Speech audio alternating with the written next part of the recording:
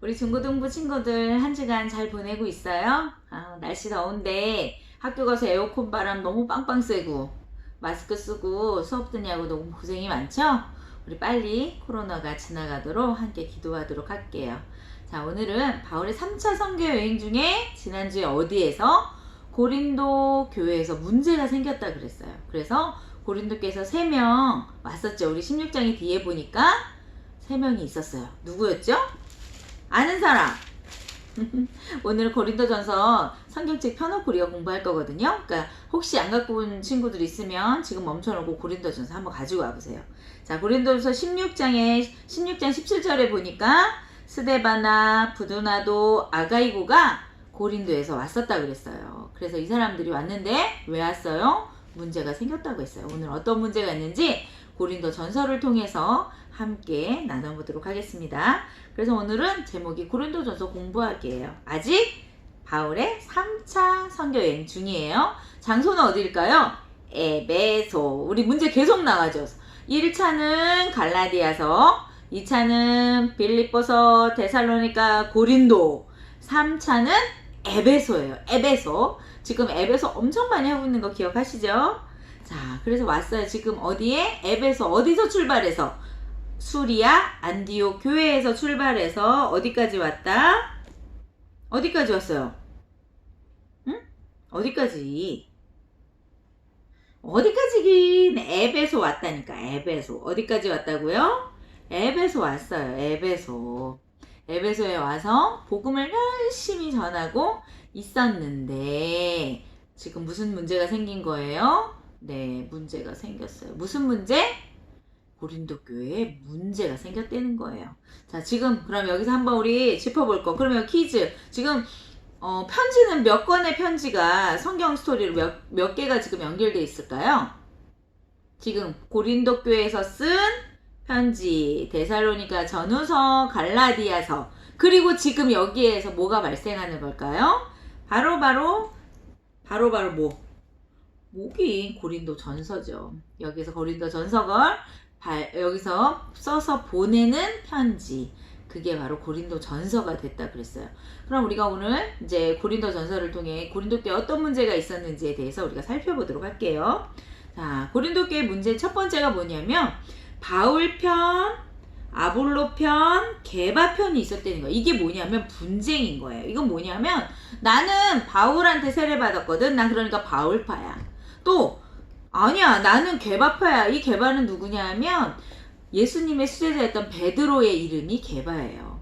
그런데 게바가 어느 날 여기 왔을 수도 있을 것 같아요. 그래서 여기 와서 세례를 줬다는 거예요. 그래서 나는 그래도 이왕이면 예루살렘의 수장 누구? 베드로한테 나 받았으니까 나 베드로파야. 이렇게 얘기하는 사람들이 생겨났어. 아니야. 나는 누구야? 아볼로 편이야. 이 아볼로가 언제 갔어요? 지난주에 우리가 할 때 어디로 왔다고요? 브리스길라, 아굴라가 있던 에베소에 이 아볼로가 온 거예요. 근데 이 사람은 구약 성경 학자였대요. 그래서 이 아볼로가 예수의 복음을 듣고 그럼 나는 이 복음을 어디 가서 고린도 가서 전하고 싶습니다. 이래서 추천서를 써서 보내준 사람이에요. 그러니까 그 사람한테 뭘 받았겠어? 세례 받았겠죠. 그러니까 아니야, 난 바울 선생이 진짜 선생이라고 생각해? 아니야, 무슨 소리? 그래도 베드로지. 아니야, 우리 지난번에 왔던 아볼로 선생님 최고도만. 이러면서 서로 싸우면서 편을 갈랐다는 거예요.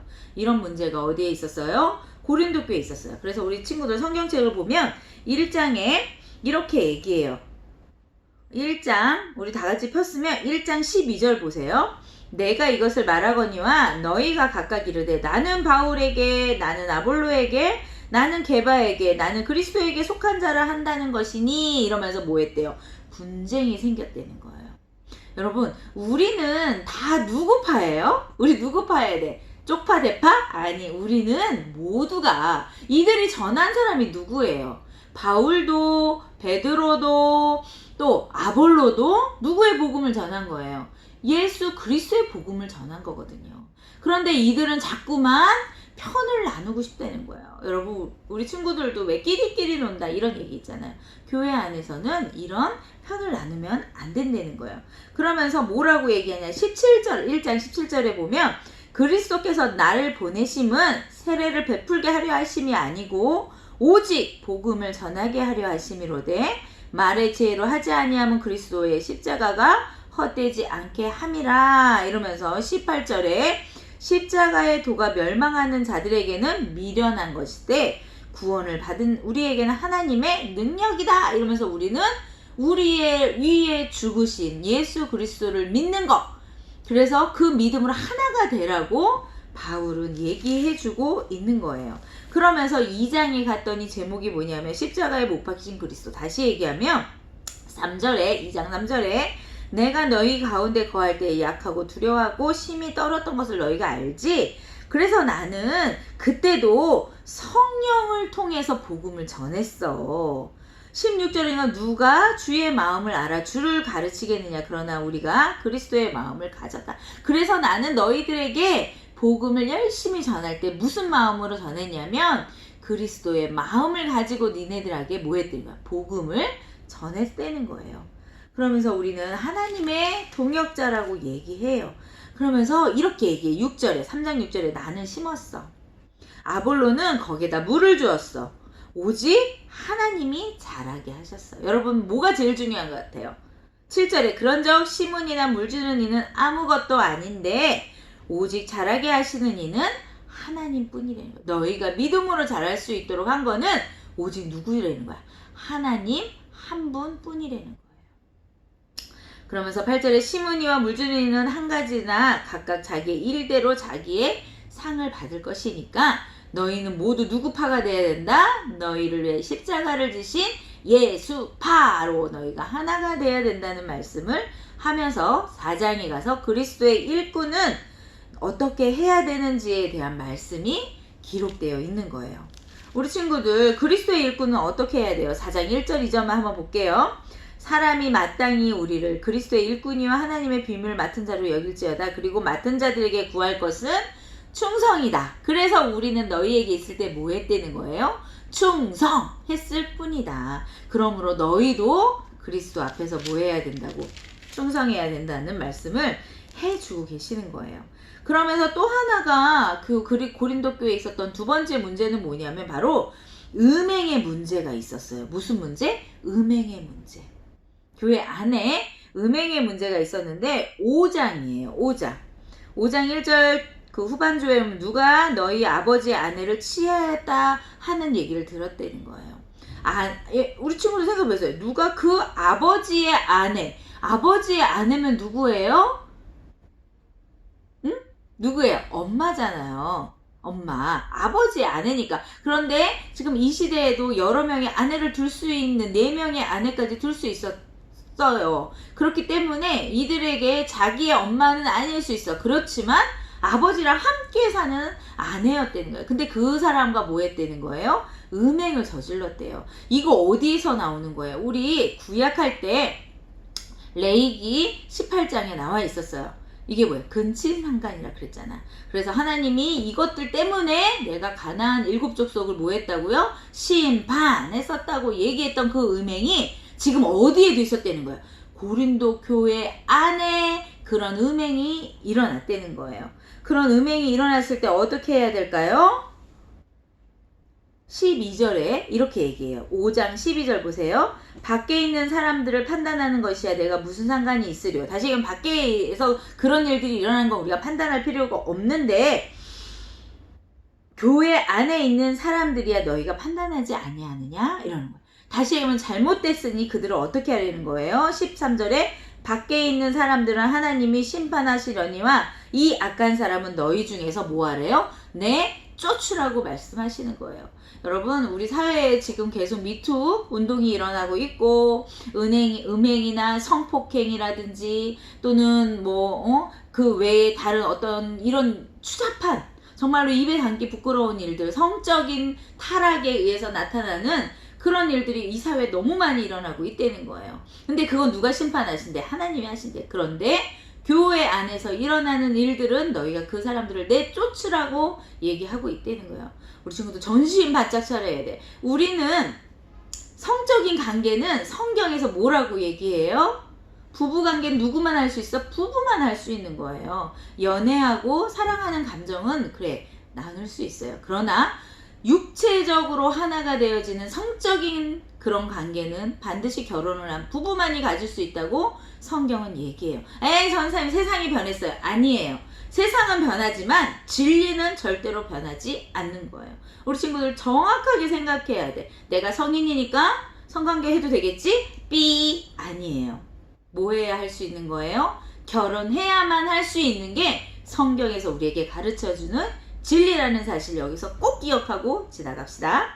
또 어떤 문제들이 일어나냐? 교회 안에서 소송 문제들이 일어나는 거예요. 소송. 서로 돈 빌려줬는데 못 받고 이런 것들을 어떻게 세상 법정에 가지고 갈 것이냐? 아니면 교회 안에서 해결할 것이냐?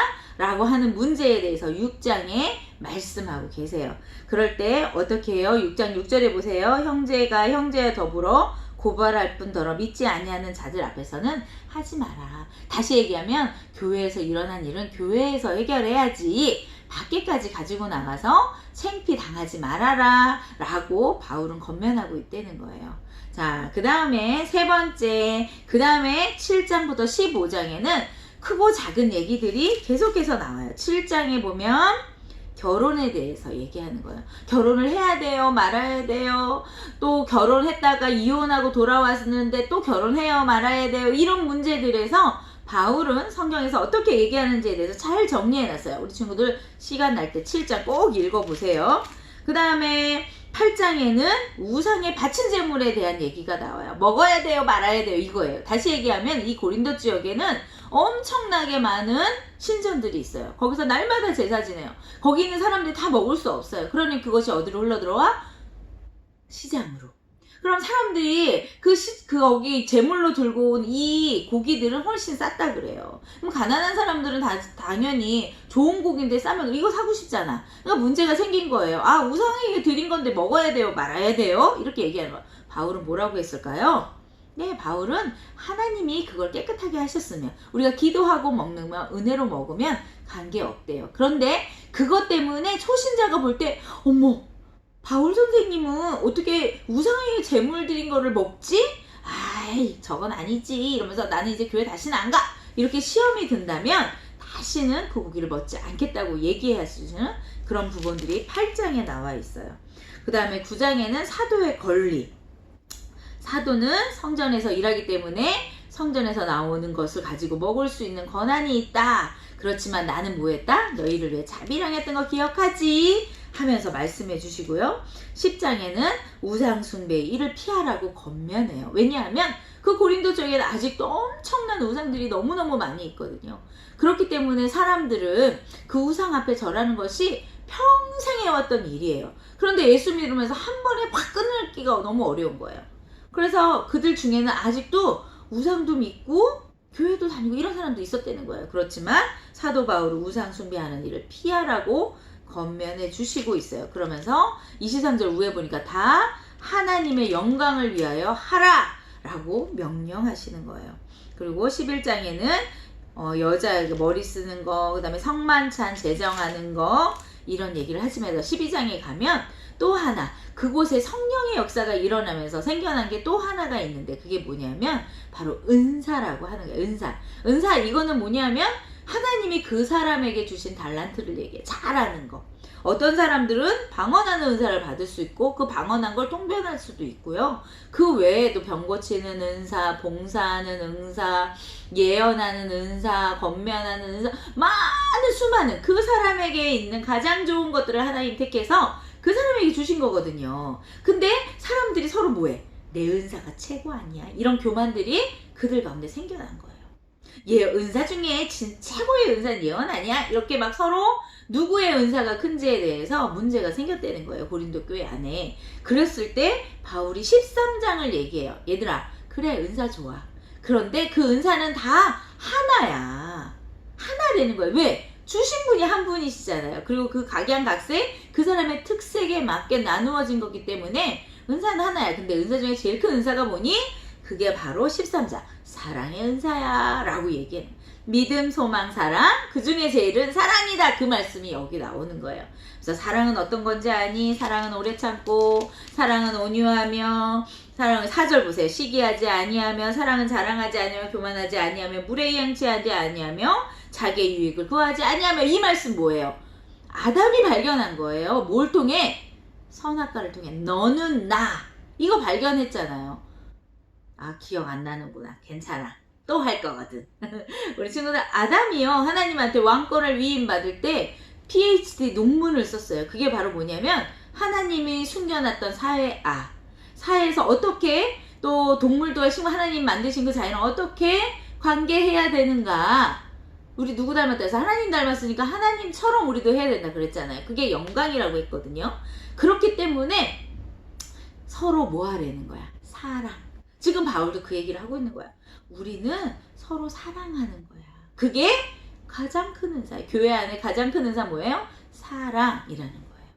이렇게 사랑해야 된다고 얘기하면서 방언도 좋아, 예언도 좋아. 그런데 이런 것들을 행할 때는 어떻게 해야 돼?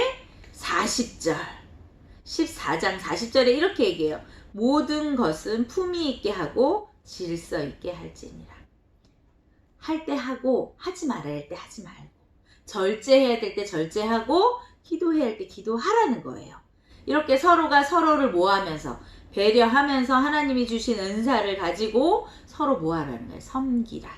너는 나니까. 내가 너의 부족한 거 내가 채워줄게. 너도 나 채워줘. 이러면서 서로 배려하고 사랑하는 교회가 되라고 바울은 얘기하고 있다는 거예요.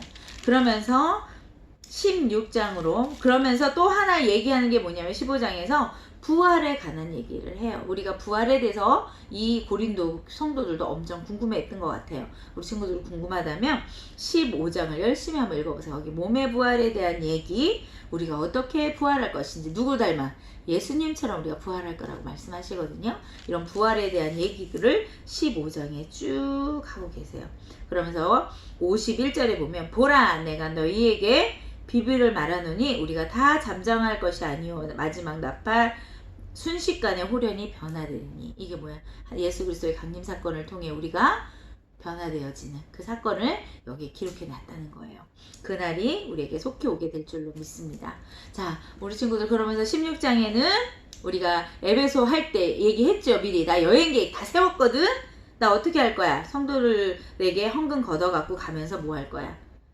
예루살렘 갖다 주고 나 어디까지 갈 거거든? 로마까지 갈 거야 라고 얘기했어요. 그러면서 나 에베소에서 오순절까지 있을게. 몇 절에서? 8절에서 16장 8절에 얘기하잖아. 나 오순절까지 에베소에 머물려고 해. 그 후에 너희에게 갈 거야.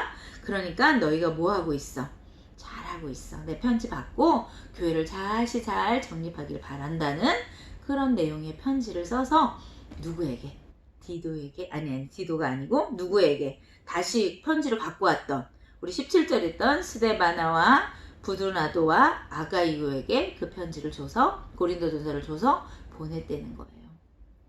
자, 우리가 이렇게 보니까 여기 3번 했죠? 기타 했지요? 기타 문제에 대해서 쭉 했고 그 다음에 구체적인 당시 상한 정보는 16장부터 나왔다. 우리가 이렇게 얘기했다는 거예요. 자, 그러면 우리가 한번 생각해 봐요. 고린도 교회는 정말 초창기에 2000년 전 그러니까 기독교가 들어온 아주 초창기에 세워진 교회였거든요.